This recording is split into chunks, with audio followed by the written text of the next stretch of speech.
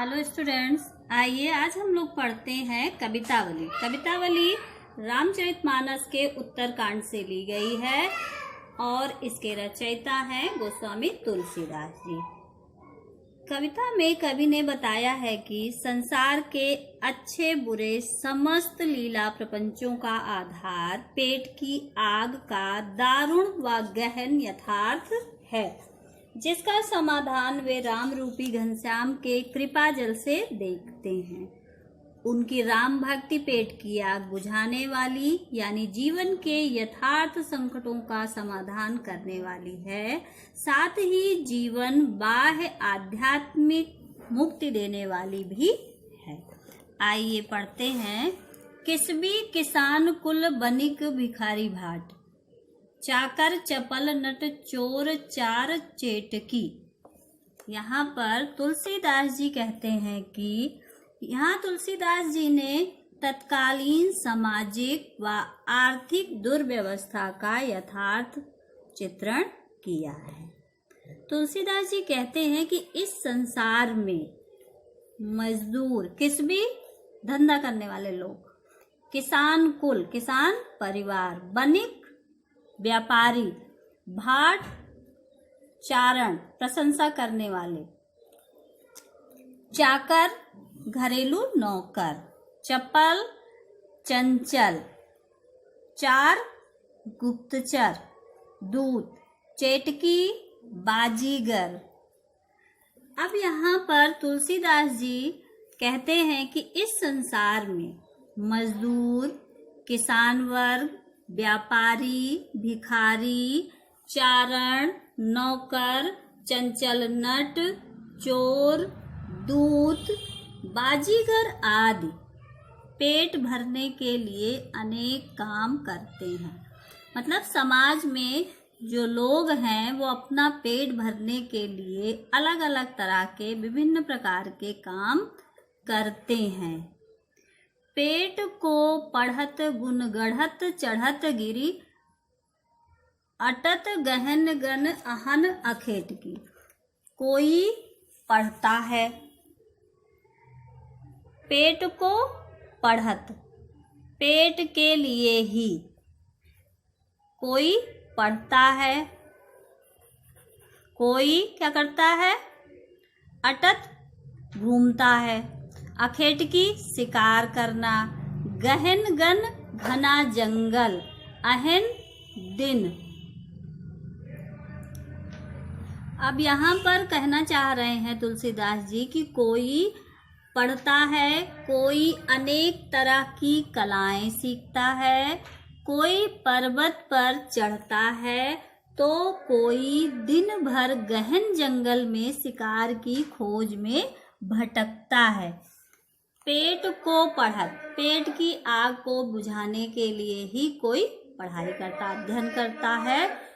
कोई ऊंचे ऊंचे पर्वतों पर चढ़ता है, कोई जंगलों में भटकता है शिकार के लिए। पेट भरने के लिए लोग छोटे बड़े कार्य करते हैं। ऊंचे नीचे कर्म धर्म अधर्म कर पेट ही को पचत बेचत बेटा बेट की।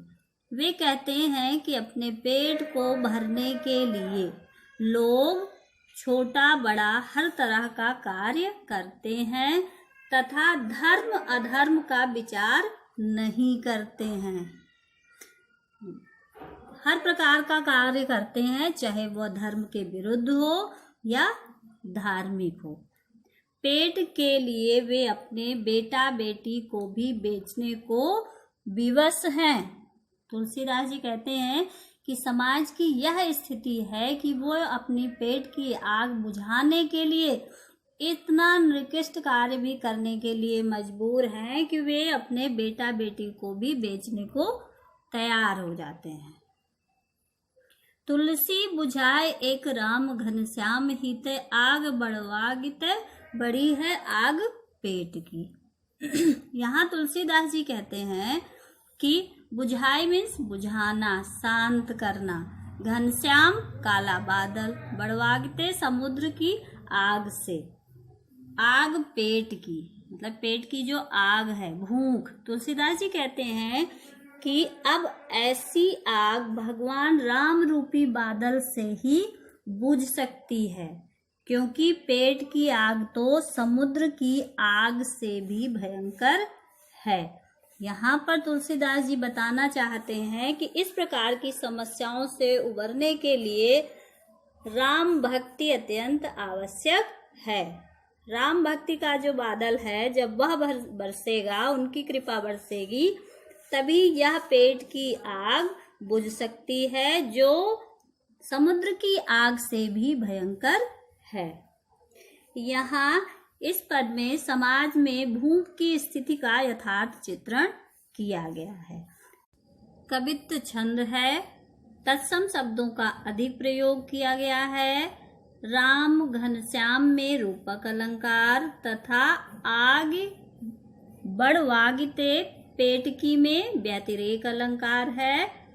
किसबी किसान कुल, भिखारी भाट, चाकर चपल, चोर चार चेटकी, गुण गढ़त गहन गन, अहन अखेटकी, बेचत बेटा बेटकी, बड़वागते बड़ी में अनुप्रास अलंकार है। यहाँ पर तुलसीदास जी ने अभिधा शब्द शक्ति का प्रयोग किया है। खेती न किसान को, भिखारी को न भीख बलि, बनिक को बनिज न चाकर को चाकरी। अब यहाँ पर इस पद में तुलसीदास जी तत्कालीन सामाजिक आर्थिक स्थिति की ओर संकेत करते हुए कहना चाह रहे हैं कि उस समय समाज की यह स्थिति हो रही है कि अकाल की भयानक स्थिति है। इस समय किसान की खेती नष्ट हो गई है, उन्हें खेती से कुछ नहीं मिल पा रहा है। खेती ना किसान को, मतलब जो किसान का कार्य है खेती करना, वह खेती उसकी नष्ट हो गई है, उसे खेती से किसी प्रकार का कोई लाभ प्राप्त नहीं हो पा रहा है। भिखारी को ना भीख, कोई भीख मांगकर निर्वाह करना चाहे तो भीख भी नहीं मिलती। बलि बनिक को बनिज, बनिज मीन्स व्यापार, बनिक व्यापारी। अब यहाँ पर तुलसीदास जी कहना चाह रहे हैं कि कोई बलि का भोजन भी नहीं देता, व्यापारी को व्यापार का साधन नहीं मिलता। कोई व्यापार करना चाहे तो उसे किसी प्रकार का कोई व्यापार करने का साधन नहीं मिल रहा है। नौकर को नौकरी नहीं मिलती, न चाकर को चाकरी, चाकर नौकर, चाकरी नौकरी। अगर कोई नौकर का काम करना चाह रहा है तो उसे किसी प्रकार की कोई नौकरी भी नहीं मिल पा रही है। जीविका विहीन लोग सीधमान सोच बस, एक एकन सो कहाँ जाए का करी। जीविका विहीन, जीविका से विहीन, रोजगार से रहित। सीधमान दुखी, जीविका से विहीन लोग अत्यंत दुखी हैं। सोच चिंता, बस वश में। एक एकन सो, आपस में। का करी, क्या करें। चारों तरफ इस प्रकार बेरोजगारी फैली है, आजीविका के साधन न रहने से लोग दुखी हैं तथा चिंता में डूबे हैं। वे एक दूसरे से पूछते हैं कि कहाँ जाएं और क्या करें। वेदहु पुराण कहीं लोकों विलोकियत, साकरे सबय पे राम राव रे कृपा करी। वेदम वेद, पुराण पुराण, लोकम लोक में भी, विलोकियत देखते हैं, साकरे संकट, रावरे अपने। यहाँ पर अब वे लोग आपस में बातें कर रहे हैं और एक दूसरे से पूछ रहे हैं कि यह स्थिति है कि हम लोग कहाँ जाएं और क्या करें। वे कहते हैं कि वेदों पुराणों में भी ऐसा कहा गया है और लोक में ऐसा देखा गया है कि जब जब भी संकट उपस्थित हुआ तब तब राम ने सब पर कृपा की है। वे कहते हैं कि वेद पुराण भी ये कहते हैं और लोक में यह बात विदित भी है कि जब जब इंसान पर संकट आया, जब जब समाज पर संकट आया, तब तब राम ने सभी पर कृपा की है। दारिद दसानन दबाए दुनी, दीन बंधु दुरित दहन देख तुलसी हाहा करी। हे दीन बंधु, हे दीन बंधु, हे गरीबों के बंधु, इस समय दरिद्रता रूपी रावण ने समूचे संसार को त्रस्त कर रखा है। तुलसीदास जी कह रहे हैं कि लोग प्रार्थना कर रहे हैं राम से, ईश्वर से, कि ये जो दरिद्रता रूपी रावण है, इसने इस सारे संसार को त्रस्त कर रखा है, अर्थात इसने सभी गरीबों को पीड़ित किया है। हम सभी गरीब इससे पीड़ित हैं। आप तो पापों का नाश करने वाले हो। दशानन रावण, दबाई दबा दिया है उसने। दुनी मीन्स दुनिया, संसार। दीन बंधु दुखियों पर कृपा करने वाला। दुरित पाप, दहन जलाने वाला, नाश करने वाला। हाहाकरी दुखी हुआ। वे कह रहे हैं कि आप तो पापों का नाश करने वाले हो। हे राम, आप पापों का नाश करने वाले हो। चारों तरफ हाहाकार मची हुई है। तुलसीदास जी कह रहे हैं कि चारों तरफ हाहाकार मची हुई है। लोग दुख और गरीबी के कारण बेहाल हैं और वे प्रभु राम से कृपा करने की प्रार्थना कर रहे हैं कि आप इस दरिद्रता रूपी रावण से हमारी रक्षा करो। इस पद में तत्कालीन समाज की बेरोजगारी व अकाल की भयावह स्थिति का चित्रण किया गया है। तुलसी की राम भक्ति यहाँ पर प्रकट हुई है। ब्रज भाषा का सुंदर प्रयोग है।